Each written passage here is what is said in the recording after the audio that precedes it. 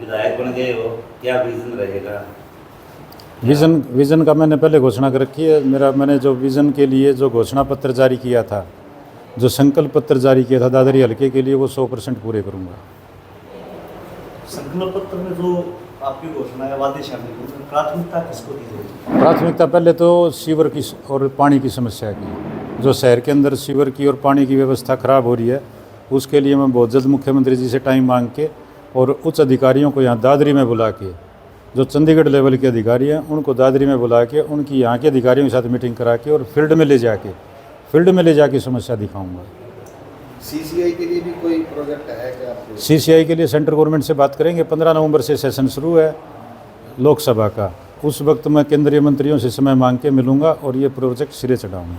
आज के दिन शहर का पीने का पानी आधे से ज़्यादा खराब है जी, पुष्टि। बिल्कुल पता है मेरे को, सीवर की पानी की सारी व्यवस्था खराब है, वो बिल्कुल नए सिरे से शुरू करवा के मास्टर प्लान के तहत, काम चलाऊ नहीं, जुगाड़ नहीं, मास्टर प्लान के तहत सारा दादरी शहर का सीवर व्यवस्था ऐसी दुरुस्त हो जाएगी कि आने वाले 30-40 साल तक शहर के लोगों को कोई ये मुसीबत से परमानेंट पीछा छूट जाएगा। गांव में भी काफ़ी समस्याएं सामने आ रही हैं। गाँव की समस्या भी दूर करेंगे धीरे धीरे करके। देखो मेरे पास 60 महीने हैं, 5 साल है मेरे पास, 5 साल में 60 महीने, धीरे धीरे करके 2029 से पहले तमाम समस्या वैसे तो कभी ख़त्म होती नहीं, लेकिन जो आज समस्या है वो ख़त्म हो जाएंगी। किसानों के लिए खाद के लिए अकेली दादरी ज़िले में समस्या नहीं, पूरे हरियाणा में समस्या है। पीछे से सप्लाई कम है। आदरणीय मुख्यमंत्री जी से बात हुई थी, मुख्यमंत्री जी ने सेंट्रल गवर्नमेंट से जो कृषि मंत्री जी हैं उनसे भी बात की थी और धीरे धीरे करके सप्लाई शुरू हो रही है। सेशन शुरू होने वाला है, 13 तारीख को सेशन शुरू होगा, उसमें अपने चरखी दादरी के क्या मुद्दे उठाएंगे आप? देखो चरखी दादरी के मुद्दे, ऐसा कोई मुद्दा नहीं है जो मेरे संज्ञान में नहीं है, जो मेरी नॉलेज में नहीं है। आप देखेंगे सेशन के अंदर अब की बार क्वेश्चन आवर नहीं है, लेकिन फिर भी मैं कोशिश करूँगा कि सारी दादरी की समस्याएं मैं सेशन में उठा सकूँ और समाधान करवा सकूँ। बहुत जल्द धीरे धीरे करके बहुत जल्द ये समस्या भी खत्म हो जाएगी। डीएपी की सेंट्रल गवर्नमेंट से रैक आ रहे हैं और धीरे धीरे सप्लाई पूरी हो जाएगी। कांग्रेस पार्टी ने एक कमेटी गठित की है हार की समस्या को लेकर और उसमें दादरी से भी उम्मीदवार रही हैं, वो भी शामिल हैं। तो आरोप ये लगा रहे हैं कि ईवीएम जो मशीन थी वो 90% तक वो थी। देखो उसको लेकर सुप्रीम कोर्ट में भी हो जाएंगे। देखो 8 तारीख को काउंटिंग हुई, 8 तारीख को काउंटिंग हुई तो सबसे पहले कांग्रेस के लोगों ने ही भूपेंद्र हुड्डा और दीपेंद्र हुड्डा के खिलाफ बोले, उनकी पॉलिसी के खिलाफ बोले, उनके क्षेत्रवाद के खिलाफ बोले, उनके परिवारवाद के खिलाफ बोले। 9 तारीख को फिर बचे हुए कांग्रेसियों ने उनके खिलाफ बोला, उनके इल्ज़ाम लगाए कि भाई कांग्रेस की हार का कारण भूपेंद्र सिंह हुड्डा का परिवार है, दीपेंद्र हुड्डा और उसकी जो कार्यप्रणाली थी वो इसकी जिम्मेवार है। फिर जब उनको ये लगा हुड्डा परिवार को कि भैया तो सारा सब कुछ तुम्हारे पर पेलने लगे, तो उन्होंने 10 तारीख को अपने उम्मीदवारों को ये कहा कि और चीज़ छोड़ो, ईवीएम पे इल्ज़ाम लगाओ, लोगों का माइंड डाइवर्ट करो ईवीएम की तरफ।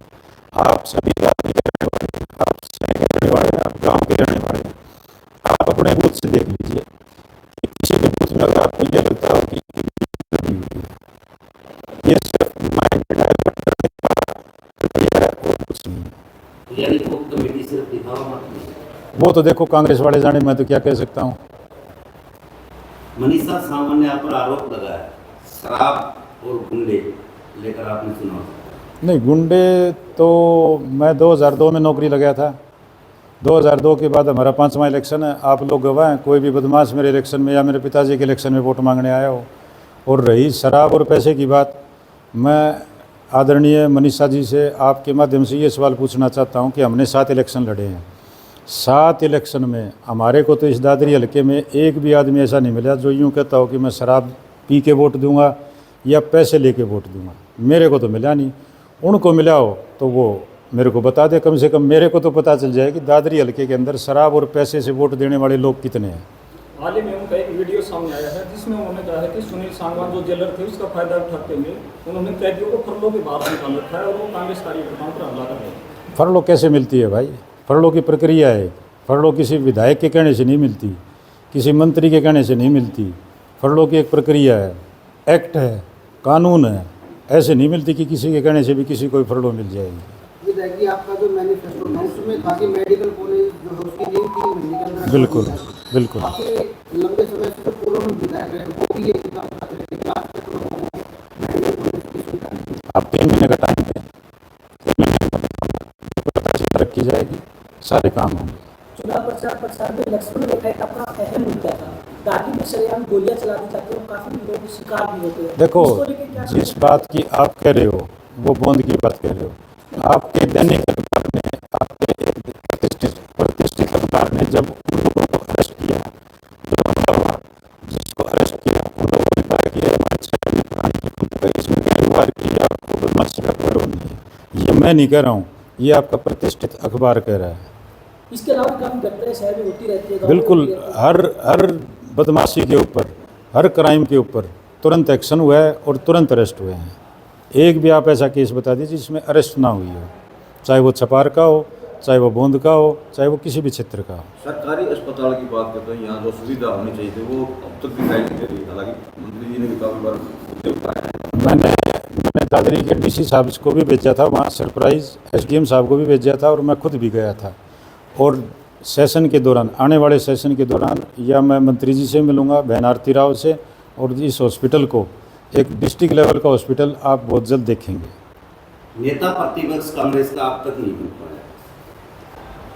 तो क्या लगता है हरियाणा में कांग्रेस में आपसी गुटबाजी? नहीं, आपसी गुटबाजी को नई बात थोड़ी ना है कांग्रेस में, आज से नहीं है, हम तो कभी से देखते आ रहे हैं। चौधरी भजनलाल, चौधरी बंशीलाल के टाइम से देखते आ रहे हैं गुटबाजी कांग्रेस की, ये कोई नई गुटबाजी नहीं है। लेकिन क्या है कि भाई भूपेंद्र सिंह हुड्डा परिवार, दीपेंद्र हुड्डा त्याग नहीं कर सकते ये लोग। इनको लोकसभा भी इनको चाहिए, राज्यसभा भी इनको चाहिए, पीसीसी प्रेसिडेंट भी इनका ठप्पा मारने वाला चाहिए, लीडर ऑफ अपोजिशन भी इनको चाहिए, विधानसभा भी इनको चाहिए, चीफ मिनिस्टर भी इनको चाहिए। जो प्रेजेंट सिनेरियो है विधानसभा का, 87 से पहले को तो मेरे को याद नहीं, 87 के बाद पहली बार ऐसा हुआ है कि single largest party, single party opposition में है, 37 एमएलए हैं, अपना नेता नहीं चुन पा रहे। क्या है ये गुटबाजी है और क्या है? कांग्रेस के अंदर बहुत सीनियर लीडर हैं, बहुत समझदार लीडर हैं, बहुत जानकार लीडर हैं, बहुत सीनियर लीडर हैं, लेकिन क्या है, उनको क्यों नहीं बना पा रहे लीडर ऑफ अपोजिशन? क्योंकि ये लोग त्याग नहीं कर सकते। ये चाहते हैं कि सब कुछ हमारे पास आए, सब कुछ रोहतक में आए। क्यों आए भाई? अशोक अरोड़ा जी को बनाओ ना, किसने रोका है? डॉक्टर रघुवीर का ध्यान है, 7 बार के एमएलए हैं, सीनियर एमएलए हैं, उनको बनाओ लीडर ऑफ अपोजिशन।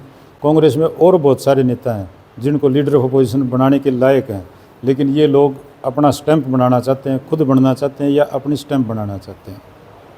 हरियाणा में आम आदमी पार्टी और जननायक जनता पार्टी एक भी सीट नहीं लेके आई। उनका यानी कि जो प्रदर्शन था वो इस बार बिल्कुल डेड रहा। तो क्या लगता है कि जो उनका जो हरियाणा में होना चाहिए था, किसकी कमी मानते हैं? अब इस बात का तो मैं जवाब क्या दे पाऊंगा? इस बात का जवाब तो उसी पार्टी के नेता दे पाएंगे कि वो रिजल्ट क्यों नहीं दे पाए। बहरहाल जो ये इलेक्शन था, ये इलेक्शन बीजेपी वर्सेस कांग्रेस का था, बल्कि मैं तो कहता हूँ बीजेपी वर्सेस कांग्रेस का भी नहीं था, ये election BJP versus Bhupendra Singh Hooda का था और लोगों ने उनको नकार दिया। लोगों ने देखो 2014 में 47 सीट आई थी, 47 सीट आई थी, 2019 में 40 सीट आई थी, अब की बार 48 सीट आई थी। तो क्या है ये लोगों का विश्वास है, ये लोगों का विश्वास है भारतीय जनता पार्टी की सरकार पर, ये लोगों का विश्वास है भारतीय जनता पार्टी की नीतियों पर, ये विश्वास है आदरणीय नरेंद्र भाई मोदी पर, ये विश्वास है मनोहर लाल खट्टर पर, और ये विश्वास है नायब सिंह सैनी जी जो वर्तमान मुख्यमंत्री हैं हमारे।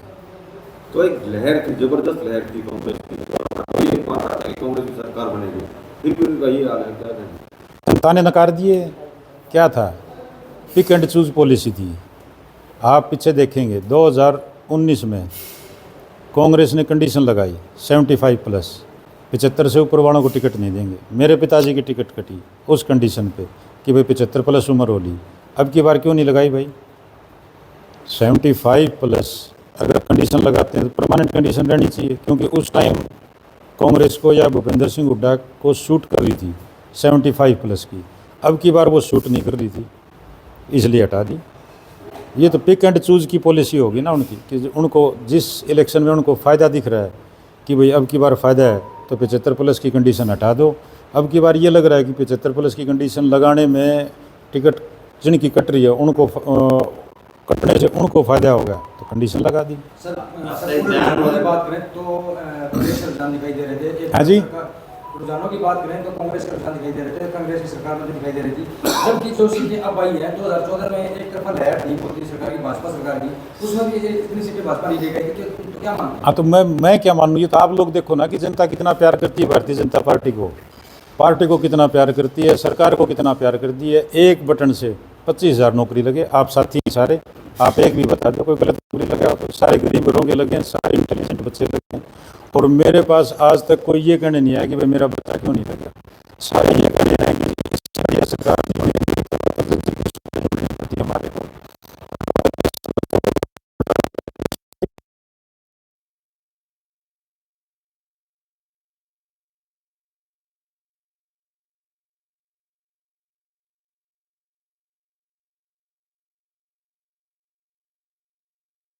विरोध है या नहीं है, उसका पैमाना क्या है? उसका पैमाना तो चुनाव ही है। जब चुनाव में स्पष्ट बहुमत दे दिया हरियाणा की जनता ने, तो फिर विरोध कहाँ था? चंद लोगों का विरोध था, कांग्रेसियों का विरोध था, आम जनता का प्यार था। आम जनता स्वीकार करती है, आगे भी करेगी। चुनाव के समय आप मांगे को लेकर बयान खूब हुआ उनको। मेरा बयान नहीं था, वो दीपेंद्र हुड्डा का बयान था। दीपेंद्र हुड्डा का। लेकिन बावजूद इसके अब भी दादरी क्षेत्र में अवैध रूप से माइनिंग जो चल रही है या ओवरलोडिंग जो वाहन चल रहे हैं, उसको लेकर आप क्या? नहीं, देखो, दीपेंद्र हुड्डा ने बयान दिया कि 5 तारीख को वोट दो, 8 तारीख को माइनिंग बंद कर देंगे। अब कांग्रेस के साथी ये कह रहे हैं कि गलत तरोड़ मरोड़ के बयान पेश किया। मेरे पास वीडियो है, आप कहो तो मैं सुना सकता हूँ। उन्होंने क्लियर ये कहा था कि 5 तारीख को आप कांग्रेस को वोट दो, कांग्रेस प्रत्याशी को वोट दो, 8 तारीख को हम माइनिंग बंद कर देंगे। मैंने यही कहा था, क्यों कर दोगे भाई माइनिंग बंद? आज दादरी शहर की जो मार्केट है वो 2 चीज़ों से चलती है। एक झाड़ली के पावर प्लांट से, जो उसकी लेबर है, जो टेक्निकल स्टाफ है, जो ऑफिसर हैं, वो सारे ख़रीदारी करने दादरी की मार्केट में आते हैं। दूसरी, दादरी शहर की मार्केट की जान क्रशर जोन है, माइनिंग जोन है।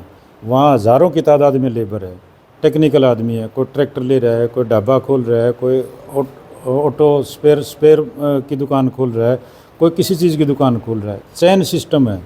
चैन सिस्टम में जितने भी लोग वहाँ से बेनिफिशरी होंगे वो ख़रीदारी करने कहाँ जाएंगे? वो ख़रीदारी करने दादरी शहर की मार्केट में आएंगे। नुकसान किसको होगा? नुकसान ग्रामीण इलाके को भी होगा, जो बेचारा अपना काम धंधा कर रहे हैं। नुकसान शहर को भी होना था। उनके बयान से मैंने उस चीज़ का विरोध किया था। ओवरलोडिंग जो वाहन चल रहे हैं, माइनिंग से ही निकल के आ रहे हैं, उससे सबसे ज़्यादा नुकसान सड़कों को हो रहा है। जी, ये बहुत जल्द बंद होते देखेंगे आप, कंप्लीट तौर पर। कोई गाड़ी वाला खुश नहीं है, कोई ट्रक वाला कोई भी खुश नहीं है ओवरलोड चला के। वो कह रहे हैं कि या तो सबकी बंद हो जाए तो हम ठीक रहेंगे। सारी बंद करेंगे, टोटल बंद करेंगे, 100% बंद करेंगे। अवैध माइनिंग की बात करें सर, अवैध माइनिंग का जो असर है वो ग्रामीण इलाके को प्रभाव पड़ रहा है। और जो गाँव की बात करें तो कुछ शिकायतें आई हैं अवैध माइनिंग की भी। अभी पीछे माननीय मंत्री जी आए थे हमारे, कृष्णलाल पंवार जी, उनके सामने ये बात आई थी। वो चंडीगढ़ लेवल पर मीटिंग करके बहुत जल्द उसके ऊपर एक्शन होगा। शहर बिल्कुल छोटा है और समस्याएं बहुत ज़्यादा हैं। अभी सरकार का विधायक भी है, तो वो जो विकास की छड़ी वो कब तक घूम जाएगी? वो बहुत जल्द। आज मैंने पब्लिक हेल्थ की मीटिंग भी बुलाई थी और मैंने अभी थोड़ी देर पहले बताया आपको कि चंडीगढ़ लेवल के अधिकारी दादरी आके उनको प्रैक्टिकल प्रॉब्लम दिखा के, और जो दादरी शहर के पब्लिक हेल्थ के ऑफिसर हैं उनके साथ कंबाइंड मीटिंग बुला के बिल्कुल सारी की सारी, और मास्टर प्लान के तहत, ये नहीं कि मैंने कह दिया सीवर डाल दो सीवर डल जाएगा ना, मास्टर प्लान बनवा के एक साथ सारे शहर के अंदर गली वाइज एक ही टाइम में पानी की लाइन भी डलेगी, उसी दिन सीवर की लाइन भी डलेगी। जब वो सीवर लाइन और पानी की लाइन डल जाएगी तो विद इन 2 और 3 डेज़ म्यूनसिपल कमेटी उसके ऊपर गली बना देगी, ताकि लोगों को, जनता को परेशानी कम से कम हो। रोहतक रोड पे रेलवे ब्रिज बनना है, उसके बारे में? रोहतक रोड के रेलवे ब्रिज का टेंडर हो चुका है। Negotiation high power purchase committee में 4 दिन पहले फाइनल हो गई है। और मेरी कल भी बात हुई थी कि आने वाले वो अधिकारी तो ये कह रहे हैं कि 1 महीने के अंदर अंदर काम शुरू कर देंगे। मैंने उनको ये कहा है कि 1 महीना रहने दो, बेशक तुम 1.5 महीने में शुरू कर दो। तो उन्होंने मेरे को वादा किया है कि 1.5 महीने के अंदर अंदर जो रोहतक रोड का फ्लाईओवर का काम है वो शुरू हो जाएगा। 334B जो हाईवे है जिसकी आपने मैनिफेस्टो में बात की थी, उसका काम कब तक? बिल्कुल, वो झज्जर से लेके और लुहारू तक कंप्लीट 4 लेन सर्वे हो रहा है। आप उन गाँव में जाके पता कीजिए, सारी जगह पैमाइश हो चुकी है। बहुत जल्द लैंड एक्वायर करके और 26-27 से पहले, 26 से पहले काम शुरू हो जाएगा। एक सब जो आवारा पशु हैं उनके लिए दादरी के अंदर जगह नहीं है। ये बड़ी भारी समस्या है भाई, ये अकेली दादरी की नहीं है, ये पूरे उत्तर हरियाणा की समस्या है। इसका स्थायी समाधान मेरे को लगता नहीं मेरे लेवल की बात है, क्योंकि अकेली दादरी क्षेत्र की बात होती तो मैं स्थायी समाधान करवा देता, लेकिन ये पूरे उत्तर भारत की समस्या है। ये तो सेंटर लेवल पर ही बात करके इसका स्थायी समाधान कुछ ना कुछ हो सकता आवारा पशु को गौशाला में छोड़ा है, लेकिन उनका बजट है। बिल्कुल हादसे हो चुके हैं, बिल्कुल हादसे हो चुके हैं, मेरे संज्ञान में है। मैं ये नहीं कह रहा कि मेरे को नॉलेज में नहीं है, मेरे हर चीज़ संज्ञान में है, लेकिन इसका अस्थायी समाधान बहुत जल्द करवाएंगे। भाजपा सरकार गौशाला के लिए बजट देती थी, इसके लिए वो आवारा पशु को, गोवंशों को रखने के लिए तैयार रहते थे, लेकिन अब पिछले कुछ 4-5 सालों से वो बजट बंद कर दिया गया और गौशाला ने भी आवारा पशु रखने को बंद कर दिया। वो मेरे संज्ञान में नहीं है, मैं बहुत जल्दी इस मामले में मुद्दा उठा के बात करके आपको बिल्कुल मैसेज कन्वे करूँगा कि क्या है क्या नहीं है, क्योंकि आयोग भी बनाया था पीछे, मेरे याद है। अब एट प्रेजेंट क्या है क्या नहीं है वो मैं पता करके बताऊँगा। आप दादरी की जनता को क्या संदेश देना चाहिए? तो दादरी की जनता को मैं यही संदेश देना चाहूँगा कि उनके अच्छे दिन दादरी के आने वाले हैं, और मैं आप लोगों के माध्यम से उनको बहुत बहुत धन्यवाद करता हूँ। दादरी शहर से ज़्यादा जीता हूँ और मेरी टोटल जीत 2000 की लगभग की है। मैं दादरी शहर का और तमाम दादरी हल्के का आप लोगों के माध्यम से बहुत बहुत धन्यवाद करता हूँ। और मेरे 10 गांव सोमवार तक पूरे हो जाएंगे, शहर कंप्लीट हो जाएगा आने वाली 31 दिसंबर तक। मैं हर वार्ड में, हर गांव में धन्यवाद करने जाऊंगा, मुंह मीठा कराने जाऊंगा। आप लोगों के माध्यम से बहुत बहुत धन्यवाद करता हूं दादरी की जनता का।